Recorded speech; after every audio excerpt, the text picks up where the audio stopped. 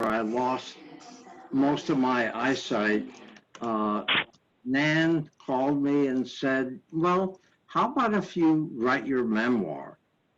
And I said, "What? I mean, what?" She said, "No, I think it'll be therapeutic for you, and I think it'll be a good experience." Well, so what she did was that every Tuesday night for a long time, months, she called me and would type away at You what can only get audio. what But I what. to Can you Michael Christian talk about his book. You got an invitation, an email. right? So Nan typed away for an hour and a half every Tuesday night, and would put Number, down and you can my you want. thoughts.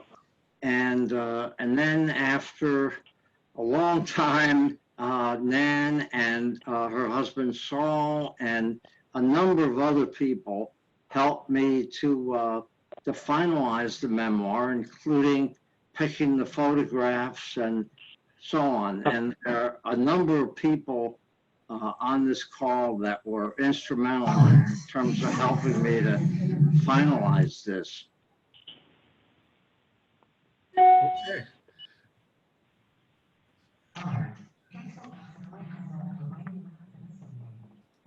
So I wanted to show the book cover, Michael, because I just like the picture, and I think I like the symbolism of you in the Capitol, in front of the Capitol building. Well, Braden, who is my nephew, who was on the line, is a journalist in Barcelona, and my sister, Sandra, who lives in France, who I think is on the line as well. They came to visit me in Madison, and they took this photograph, and so I think it came out very good. Yeah, I like that picture a lot. So I wanted you to talk a little bit about your retirement. I realize it took a turn, but the next picture I have of you in the FDR library, sitting at the table with FDR and most of Eleanor. Right. Well, my wife Barb and I took a trip, a driving trip out east a few months before I lost my sight. And among other places, we went to the FDR library in the Hudson River Valley. It was so moving, and it's such a gorgeous place. During the latter part of the 19th century, you could draw a radius around the Hudson River Valley about 200 miles, and all the movers and shakers of the United States lives in that area. It's a beautiful area, and if I would really suggest that people go there if they haven't already. So that was really just wonderful that Barb and I did that. The next picture I have of you and Barb and the kids, young age, one wrapped up in a snowsuit or a kind of a cuddle suit, the boys. Well, I guess it's I think it's the grandkids, I mean. okay. Well, there are so many people that I'm grateful to, and two of them are in this picture, namely my grandchildren. Cole, who is the oldest, who is now 8, and then Addie, who is now 5. I can't say for sure how old they were in this picture, but whenever they come to see me, it's like my whole world lights up. Even though it's I can't see them too well. Although if I get close, I can see a little bit of them. But course, during this time period with the virus, all of us are somewhat limited, and so I can't. As my sister-in-law Freema, who was on the line too, knows, I love to hug people, and so hugging I don't think is it's not an option now. Yeah. Have you talked to them on the phone? Yes. Yeah. Mhm. Yeah. Okay. So here's where we go back a little bit, and it's the graduation picture from Queens College in May 1969. Okay. Yeah, as a New York City native, I went to Queens College, which is part of the City University of New York, and it's probably one of the best things that New York City ever did, establishing the City University of New York. I paid $24 a semester for tuition to go to Queens College, and my sons went to American University and George Washington, and so they would be in a class for maybe 2 minutes, and that would be equivalent to the cost of my tuition. For but but I really love Queens College. Yeah.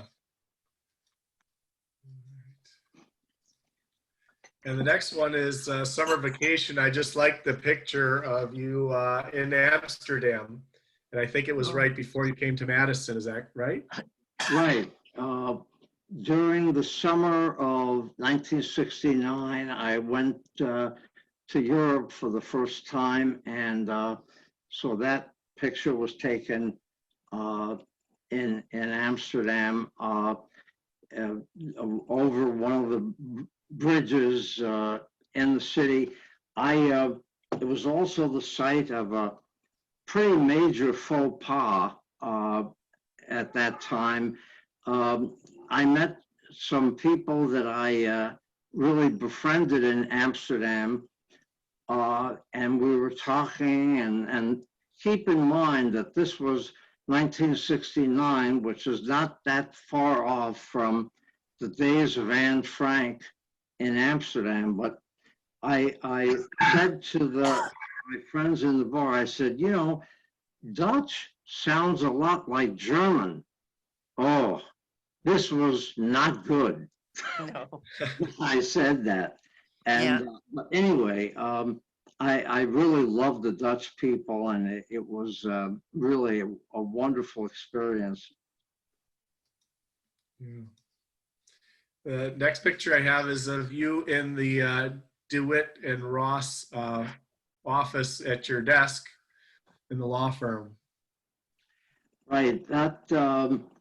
I really loved working at DeWitt. I was a solo practitioner for most of my legal career after graduating in 1972 from the UW Law School. And DeWitt wanted a person who really had experience working with clients that had problems with the city in particular. And because of my background as an older person, it was a perfect fit. And I really enjoyed working with the firm. It was a very large firm. It's the largest firm in Madison of homegrown Madison lawyers. And I was a little bit reticent to join the firm because, as I said, I'd been a solo practitioner, but it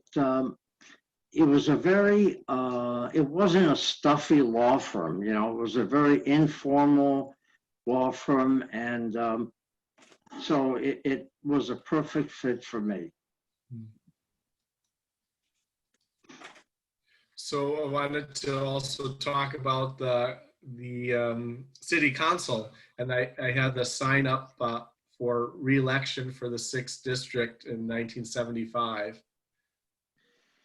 Well, it was those 8 years that I served on the city council were really some of the happiest and most rewarding years of my life.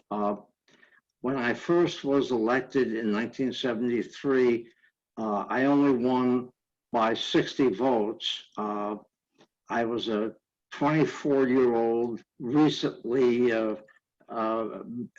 become a lawyer, and so I was running against a person who had lived in the district all his life and so on. So that is one of the reasons why the election was so close. But then when I ran for reelection, after that, it turned out much better. That it wasn't as close as it was originally, but it's a very active neighborhood. I couldn't go to the bathroom sometimes without getting input. I mean, it's it's a very involved neighborhood, and so it was, but really a great experience. And tell us where the 6th district covers, what Well, neighborhood? it's the Near East Side of Madison. It's the Orton Park area, Williamson Street, Jennifer Street, and so on. I really wanted to concentrate on neighborhood issues, even though I was, obviously a city official, and because I thought, well, there's no one really who is going to work on neighborhood issues. So that's what I concentrated on. But my 8,000 constituents or so kept me busy.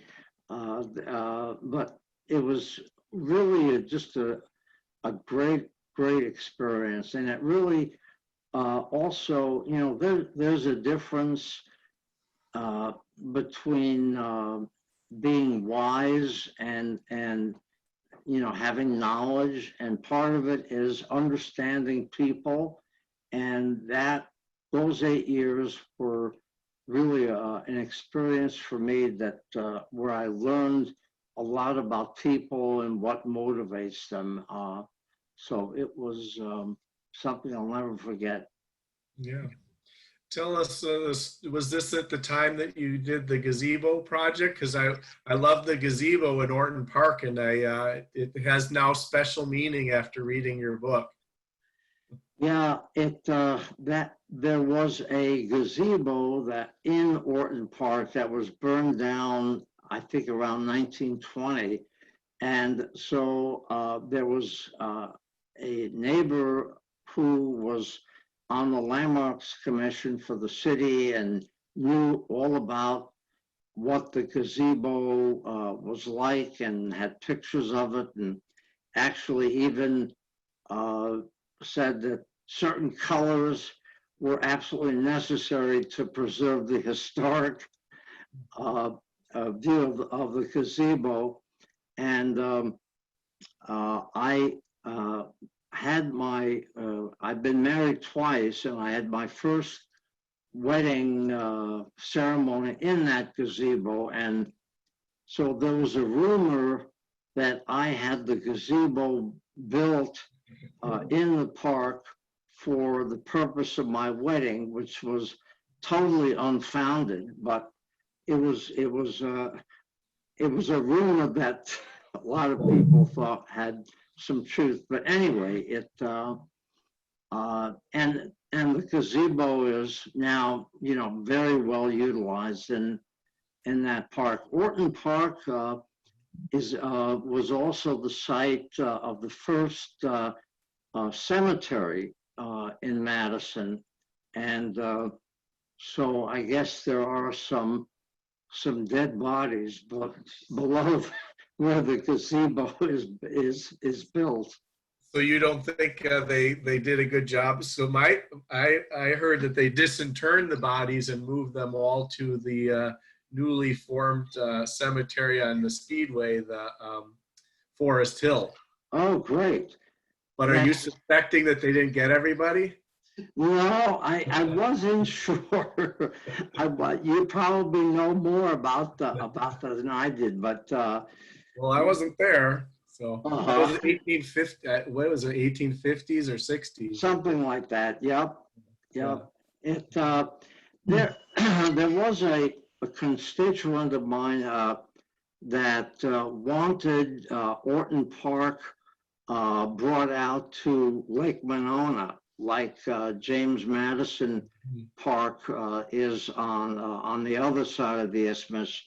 And so we had a neighborhood meeting to discuss that, and that would have required all the houses on the lake on Rutledge Street adjoining the park to be leveled and condemned by the city, which obviously people were very upset about. And it didn't go anywhere, thankfully. And one of the reasons was that I really felt that the idea of having houses around the park, creating a square like Savannah, Georgia, if you've ever been there, that is very similar in terms of older homes surrounding that park.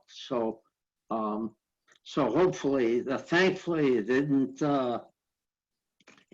get anywhere. Yeah. And I have another slide that's front page of the Isthmus about you and Fred Risser at the Fred and Mike show.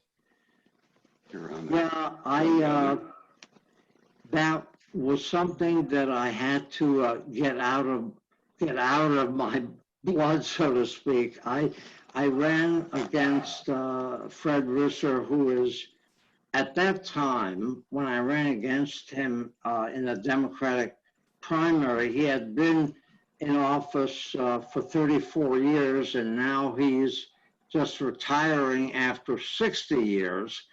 So he is actually the longest state legislator in the country. Anyway, yeah, it was, I went door to door. It was an experience that was so, I learned so much from that. I would basically knock on a person's door and say, well, I want to be your state senator. What do you want me to do? And a lot of people were kind of taken aback by that and said, well, wait a minute, you're running for office and you're asking me what I should do. And I said, well, politicians do too much talking and not enough listening. So let me know what you want me to do. And most people were very receptive to that idea. And as a result, it was a real learning experience for me to do that. Yeah. So I didn't win, and it probably would have been better. I mean, part of me says, well, it was unfortunate that I didn't win, but actually, I think I'm really glad I didn't win, because politics at that time was just about becoming a very mean, partisan world, and it's obviously much worse even now. So, in a way, it was good for me that I didn't win.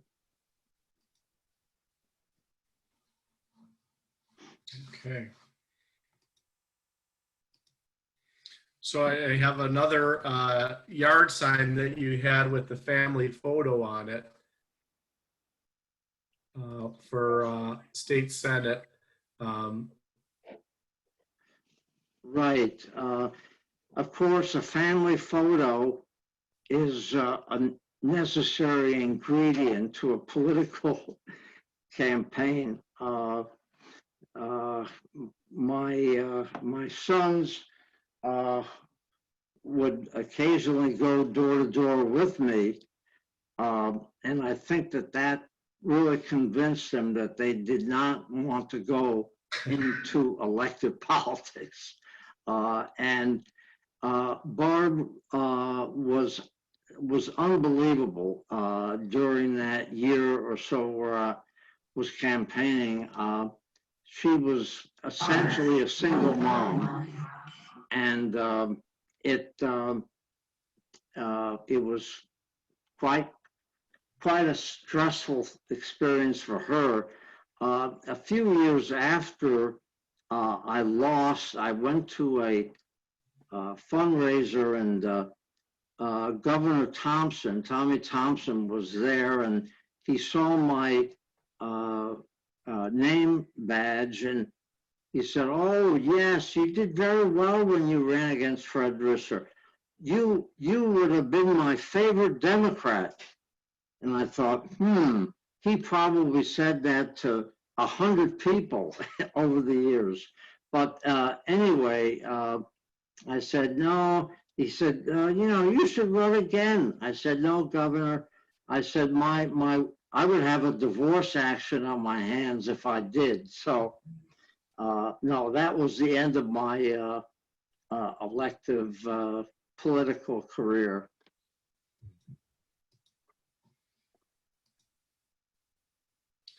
So the next slide I have, it's a family portrait from the back of the book with, I think your mom at the bottom and you at on the right-hand side, and brother's sister. Yeah, yes, I think I know. I think I know that what you're referring to. I'm the youngest of five children, and so I think some of my siblings are in that picture, and I believe my Frema, my sister-in-law, is in that picture too. Although no, she's not. I can't see the picture. She's but not in the picture. okay, but my mother, who was I think around 89 or so in that at that time. No, this is a younger picture. This is when you were Shoot. Michael. This, Sorry to interject here. This is when you Okay. were adults, but no, your mom's not older there. She's maybe 50. oh, so I was just Michael? yes. Yeah, Frema will know. Hi.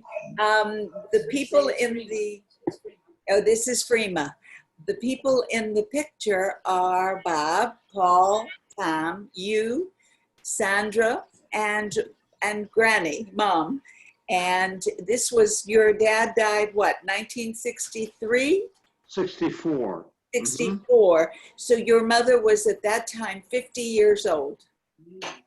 Boy. 51 years old. Yeah. And Frema. It was taken right after his death. I think he died in November, and the That's picture right. was taken in January, right after Christmas, I think. Okay.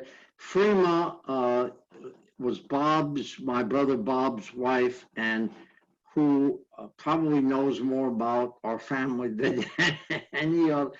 But she is such a dear person, and I'm so grateful to people like Frema, because they helped me so much in the past, and also to get through this trauma.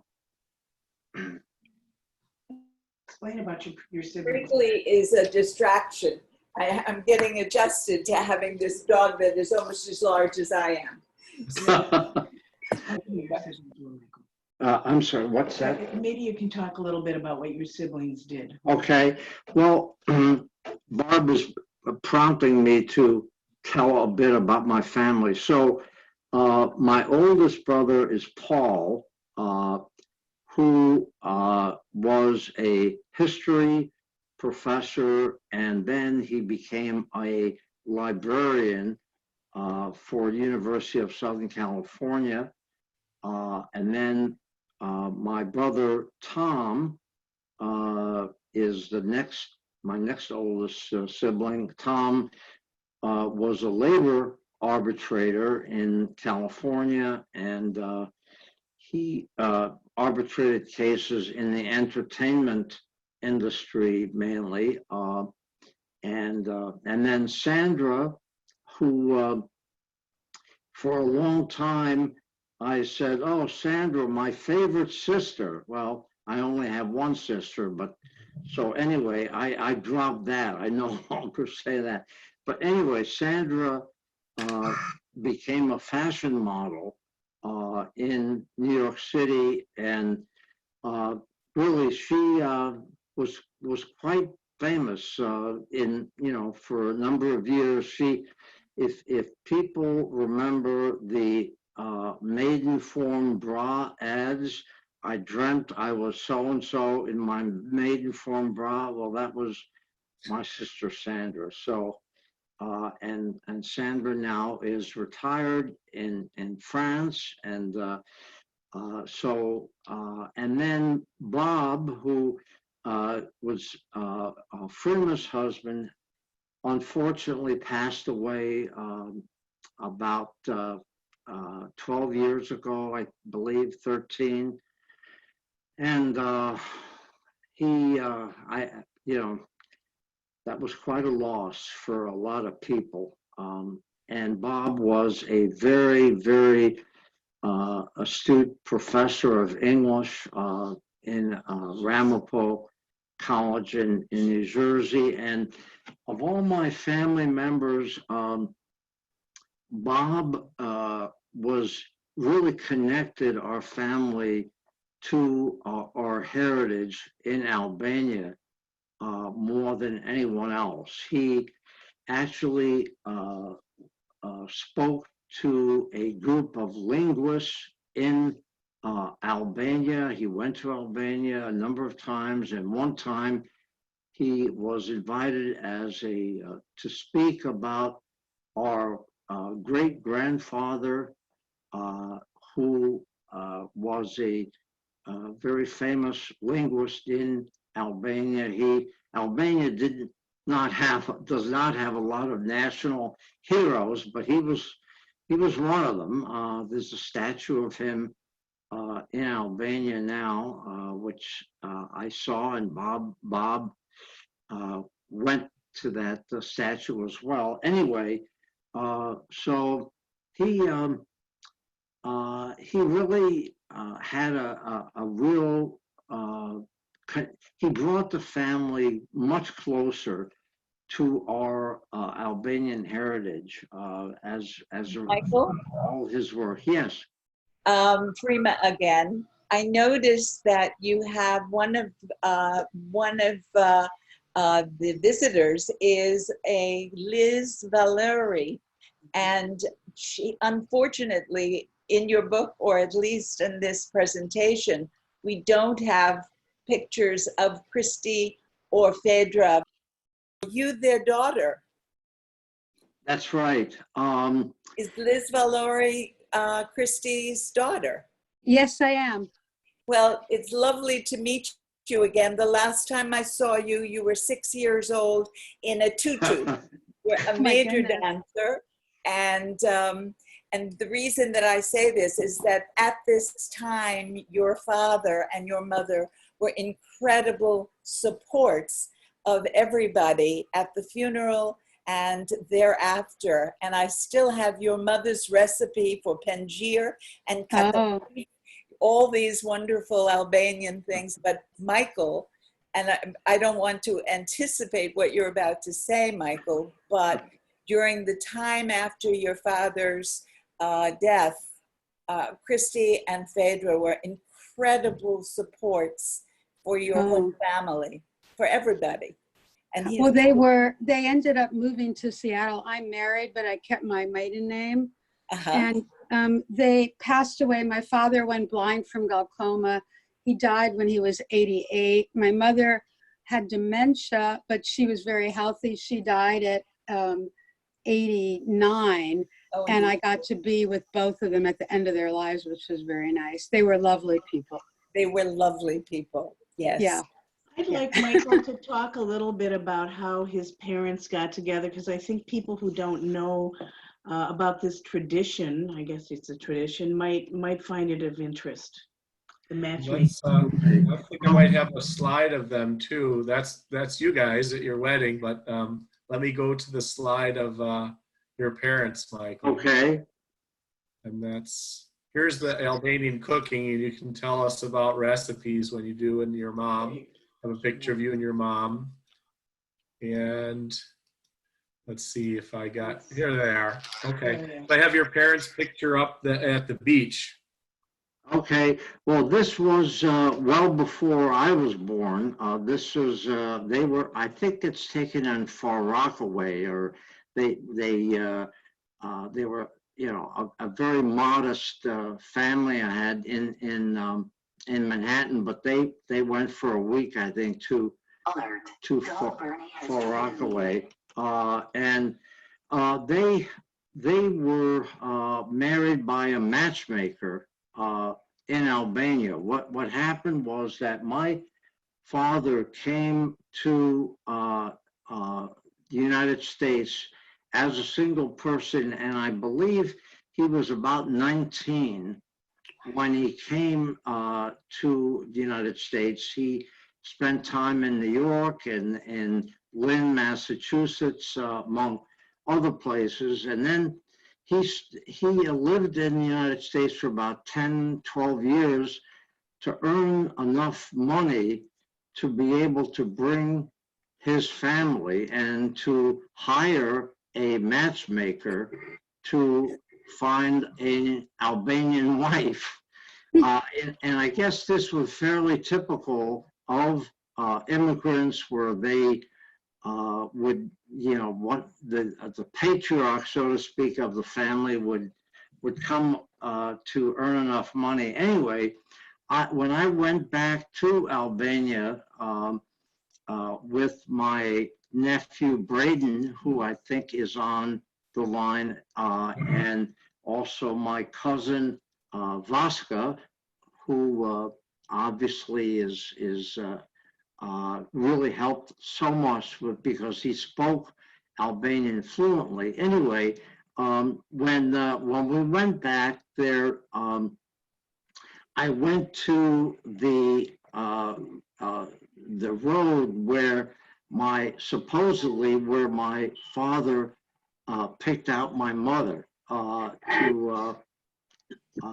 to marry, and so it's interesting when they came on the boat they landed in Ellis Island on July 4th, 1930. When they came here, my father and my mother, who was only 18, my mother was only 18 at that time, they came on the boat with with my father's three sisters and his mother. So you can imagine that my mother was on the bottom of the totem pole, so to speak. Anyway, but one of the things that's amazing is that my grandmother, my father's mother, was dying of cancer.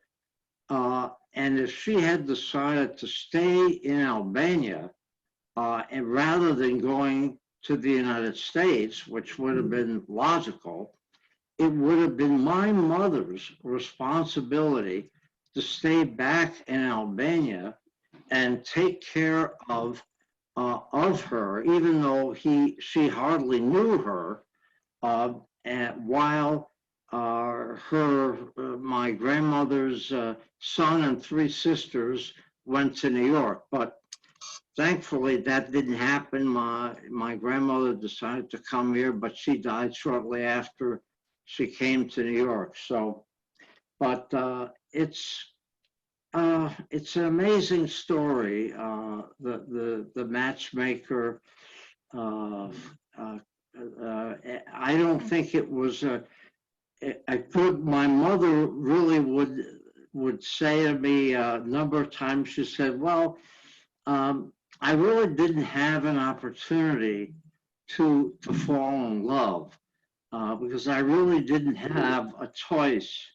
But you know, it's really amazing. I mentioned my mother was 18 when she came on that boat, and by the time she was 22 or maybe 23, she had 3 young children in New York City. She hardly spoke English, and she was responsible for raising the 3 children when she was that young. My father was a tailor in Manhattan, and and that was obviously the middle of the Depression in New York. So it was all the ingredients add up to just my mother really was an incredible person to survive through all that.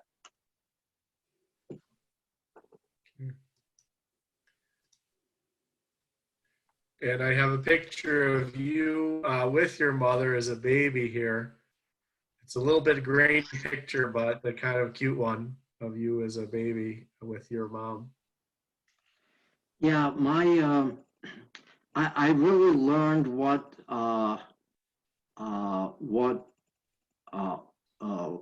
love was all about because I felt so much love from her and really my entire family. But it was, unconditional love, and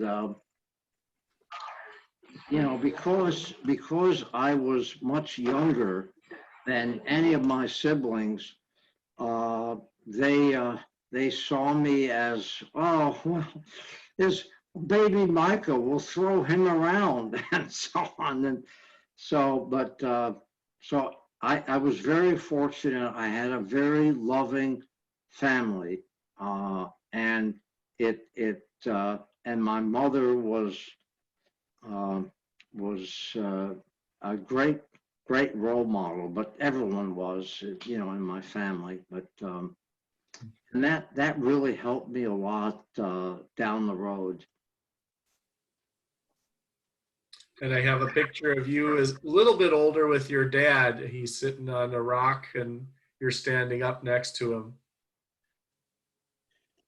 Yeah, my father, as I mentioned, was a tailor, and his grandfather was the linguist who translated the Bible from Greek to Albanian and wrote the Albanian dictionary and so on. So my father, felt that he had this sort of royal hereditary background, which really never translated into anything tangible. So he was quite frustrated, I think, in many ways, because he never was able to achieve the what his grandfather and the background that he came to America with. But so he died when I was only 16, and so that was quite a trauma. But as I said, he was a frustrated man in many respects, but he did not, as you know, I'm sure, men in particular in that era did not express their emotions that much, and my father was in that category. But anyway, he in his heart he had some very strong feelings, but they were not shown that much. Mm-hmm. And I think, do I have a picture of your, maybe your, help me out with this, Frida. Well, I can help you. That's Michael's father. He was considerably older than Michael's mother. Yeah. And I have a question for you. Is the Albanian language have, what kind of an alphabet does it have? Is this Latin or Cyrillic or, What is it? Well, it's the Albanian language is a totally unique language. It has its roots in it's a Slavic language, but the Albanian Orthodox Church where that I was raised in is very similar to Greek Orthodox, Russian Orthodox, and so on, but the language is really very unique, and it's I never, unfortunately, I really never learned it. I knew, words here and there, but I never really was able to speak the language. But does it use the Greek alphabet or the Latin alphabet or the Cyrillic alphabet? Or does it have its own alphabet? Yeah, I think it has its own alphabet, and although I'm not totally sure of that either, and I feel badly that I don't. But in any event, it's a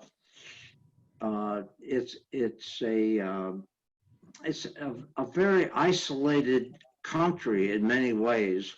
Although that is changing, and Albania is now may very well become a part of the European Union if that continues to exist. But it's coming out of not even the 20th century. For a long time, it was in the 19th century, but they are making some progress. It's interesting, by the way. Albania was the site of a lot of refugees who were escaping from the Holocaust, found refuge in Albania. I think it was in 1944, and Hannah Rosenthal, who is a friend of mine, was the ambassador dealing with anti-Semitism under Clinton. Anyway, she went to Albania, she told me, to give an award to the prime minister of Albania, because Albanians were very supportive of the refugees, some of the refugees from the Holocaust towards the end of the war. And while I've got you on the line, I noticed your poster, Christopher exclamation point, which is sort of reminiscent of Jeb exclamation point. And he lost with that exclamation point. And I guess that's also the campaign that you lost. I don't like to be associated with Jeb Bush, but anyway, no, I don't think that made much of a difference. Well, it doesn't seem to be a winning strategy. Was it? Christopher, by the way, was anglicized. That name was anglicized. I believe at Ellis Island, the name was Christopher Reedy with a K. And I believe that as many people experienced at Ellis Island, that the names were somewhat anglicized or whatever, and so that's what happened with my last name. Okay, so I wanted to give people the time to ask questions and just fill in stuff that we haven't covered if there's anything. So I'm going to take the screen off and make sure that people have time to talk and say hello. And thanks to everybody who came, and all the people, friends and relatives too, that came. And so I'm going to well, I have one more question for you. Yeah, we Michael. can all how rapidly did your eyes deteriorate? Was this over a period of decades or a period of weeks, or how long was it before you realized you're going to be blind and then you really were? Okay, well, when I was 19, I had a benign brain tumor that was removed. And as a result of that, I lost eyesight in one eye, uh, largely, not completely.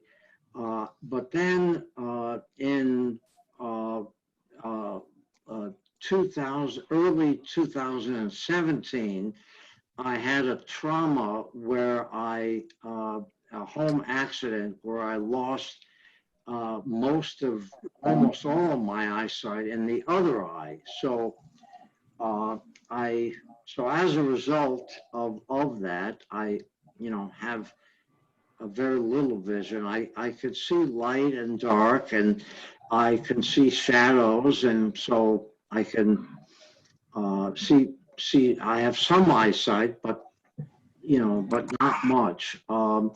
If I if I if I could just talk about that a bit before people ask questions about. I first of all, writing the memoir was very helpful in terms of trying to deal with the emotional stress of losing my eyesight, and it was helpful because it brought me back to memories. All I had really at that point was memories, and so it was very helpful. On the other hand, once in a while, I would writing that memoir was a difficult experience for me because it brought me back to things that I could no longer do, and so, however, um, I after a while I learned that it was really important for me to concentrate on what I still can do and not what I can't do. I mean, the one person told me one time a parable where someone went to, I think it was St. Augustine, and asked him, is there anything worse than losing your eyesight? And he said to the blind man, yes, there is. And he said, well, what is that? He said, well, if you lose your vision. And so and it's easier said than done, believe me, but what I've tried to do is to accept my loss of eyesight, but still maintain my vision and dreams and hopes and aspirations, um, and my gratitude. I think gratitude is so important for the experience that I had. It it started out as gratitude, being so grateful to all the people that helped me in so many ways. But after a while, I realized, that the gratitude has to come from within me.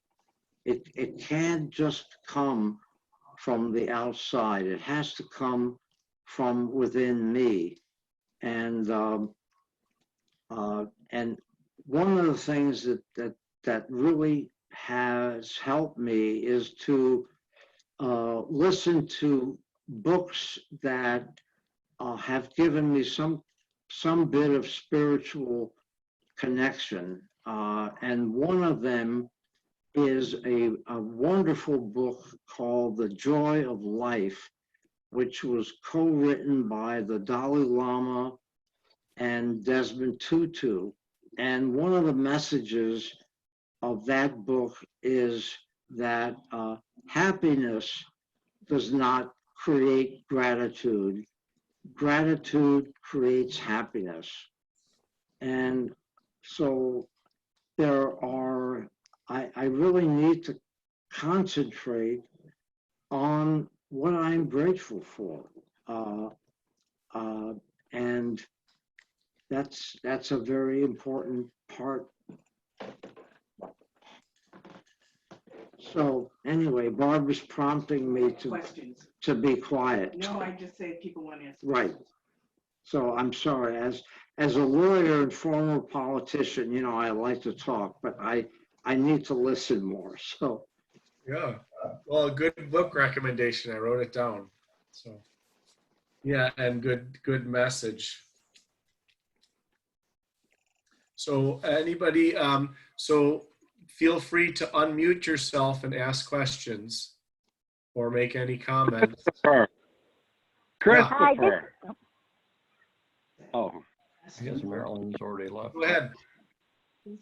Christopher, how are you? It's Preston, JP. the greatest. Yeah. So, just curious. Oh, there she is. You know, you're following all the things, and now they have civil unrest. And, you know, we were in Madison together. And so how do you think today's civil unrest relates to what we had in Madison in the late 60s and early 70s? That's a great question, John. And I think that this is a turning point for American society. I really think that this will lead to more systemic changes than the riots and the period that we experienced in the 70s. I mean, this is an extremely difficult time, obviously, on so many levels for so many people. But I think that ultimately it's going to lead to a much better society. And I think it'll also be the end of this president, at least I hope. But in any event, I'm sorry if I get into a political thing. Marilyn, can you hear me? Yes. Oh, I can hear you now too, I think. Can I unmute you? There. Hi. Hello. Haven't seen you for a long time. You there? Yeah. Say hello to Frida. Hello, Marilyn. Hi. Hi. Okay, just wanted the opportunity to say hello. We haven't seen her for a long time. I have a comment. Did you have much contact with Paul Soglin during the time that you were together? Yes, I did. Paul and I graduated together from UW Law School in 1972. I think he was an outstanding mayor. Those 6 years that he served, the first time that he was mayor when I was on the council, we accomplished so many things. He's not a very good poker player. He played poker quite a bit at the UW Law School in the lounge. But anyway, there were so many things that we accomplished during that era. But I think a lot of Paul, as a public official. Is he still around, or where is he? I believe he is. He lives in the Sunset Village neighborhood on the near West Side, a neighborhood that I really didn't know till I went door to door. But anyway, I think he lives there. It's interesting. He used to go to the Shorewood Pool a lot in Madison, and he would get in the shallow end of the pool and read a book or a magazine while he was sitting in the pool. So it was a little bit strange. But anyway, I thought he was an outstanding mayor. This is Roz Guzenow. He belongs to the same health club I belong to, Supreme Health and Fitness. So before COVID, whatever, I would see him there. So I know he's in the Madison area. Okay, great. Or at least he was before COVID. Right.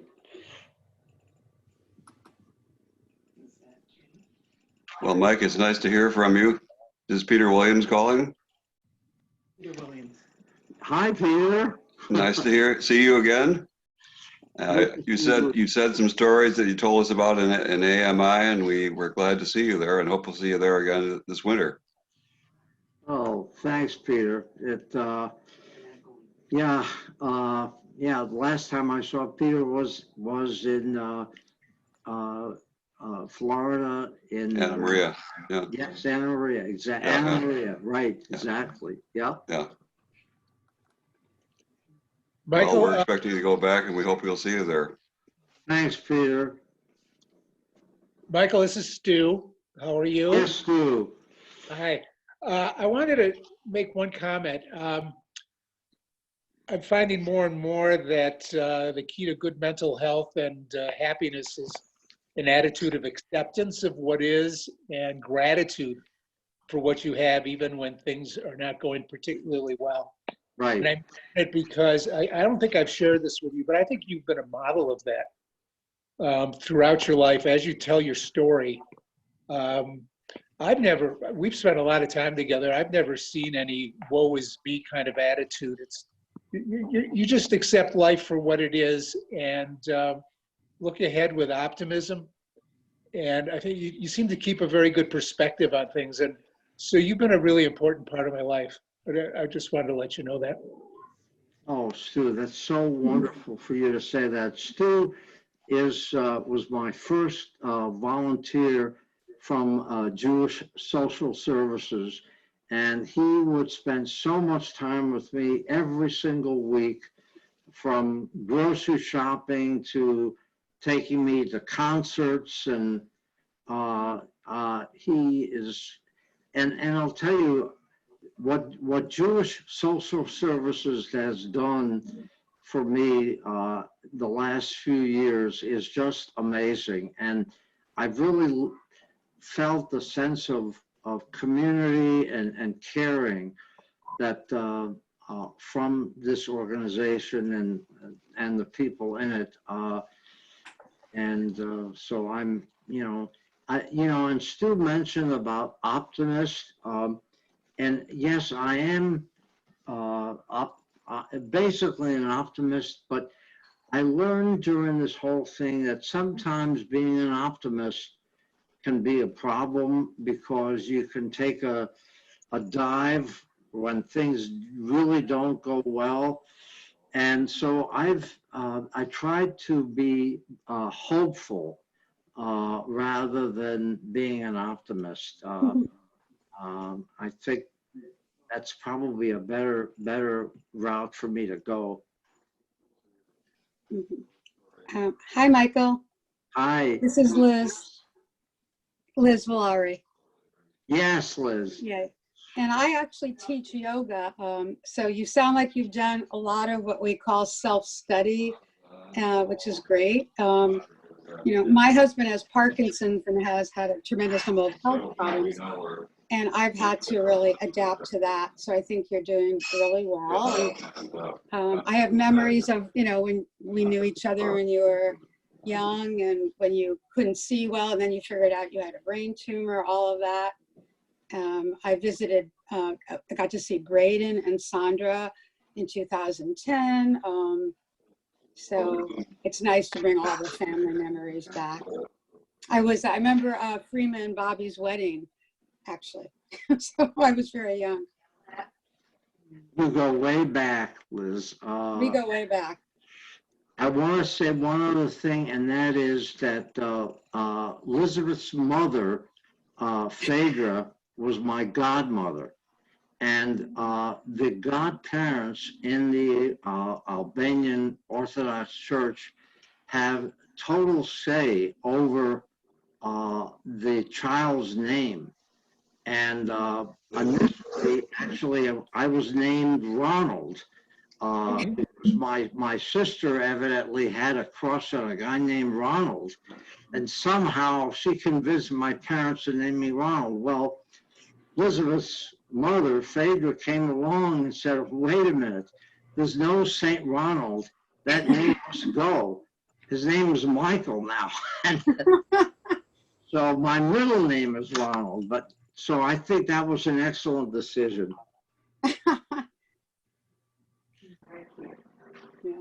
Well, Hey, Michael. yeah, go ahead. She was a very sweet person, but things that she thought should be done a certain way, she definitely would let you know. Hey, Michael, it's Carrie DiTullio saying hello. I'm And sorry, who's this now? Carrie DiTullio. Oh, guys, great. yeah, and you know what? I love your story, although I've heard many stories throughout the years I've known you, not as long as some of these other folks. But I love that you open up your heart too and talk. And I think I learned so much from both your stories and you opening up your heart and talking. And I need to say, I can't wait till I can get a hug from you again, because you know how I feel about your hugs. You are like the world's best hugger. And I just want to thank you for today. And Barb, I miss you too. Oh, I miss you so much. And one of these days we'll hug again. Yeah, absolutely. It might be with a mask on, but we could do it. Gloves and a mask. Right. A bodysuit. But I'm getting that hug. So hello to you and Barb. Thanks. All right, great.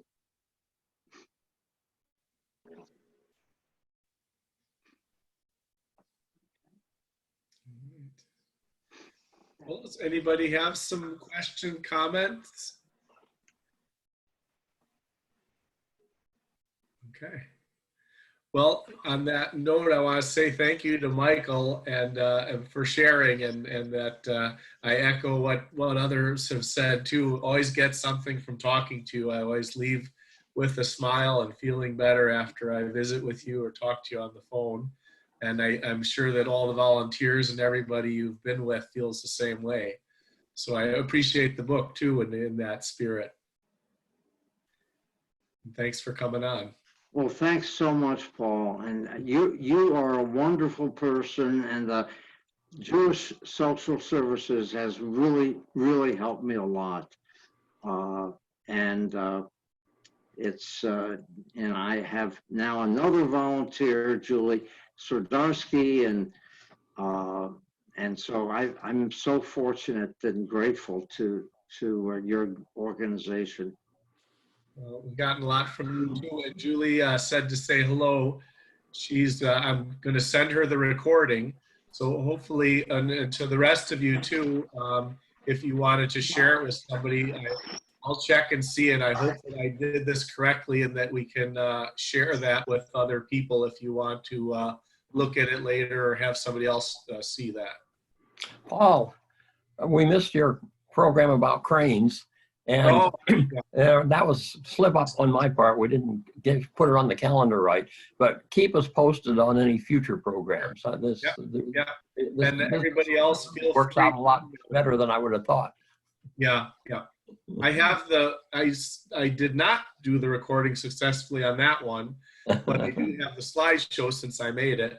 And I also have Michael's slideshow. And so anybody who wants that, we can, do that. Also share that with anybody. Thank you, Michael. This is Roz. I really enjoyed your talk, and have a great weekend. Thank you. Thanks, Roz. You too.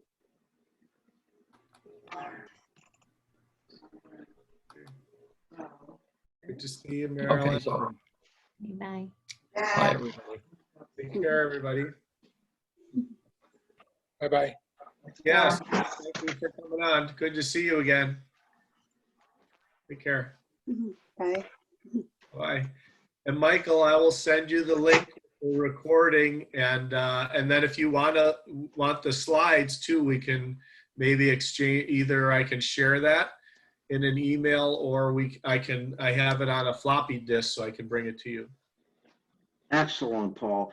As you know, technology is not one of my strengths, but we'll get through that. But I appreciate that Yeah. very Well, much. so if you want to share it with somebody, you can pass it along.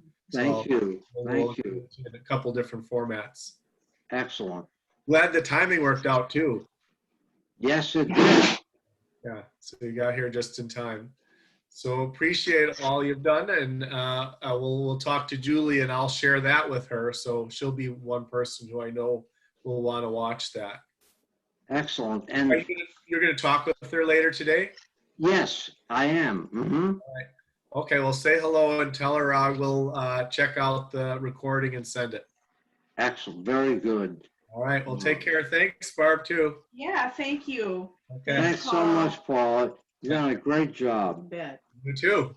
I knew you would. Well, you know what? You know what, Paul? You connected him with a lot of people from his past that he hasn't seen or talked with. Oh yeah, I really like that because I had my cousins come on. I did this talk on cranes, and they were asking me about cranes, and they were asking me about work, and so I was able to introduce them with a couple people from work and show them some slides of where I've been going. So there is some advantages to this Zoom thing. Oh yeah, absolutely. You can connect people from all. Well, you had people here on this.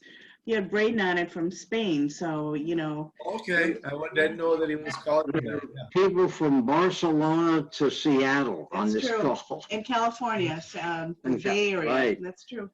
That's great. Yeah, so that's great. Thank you for doing that.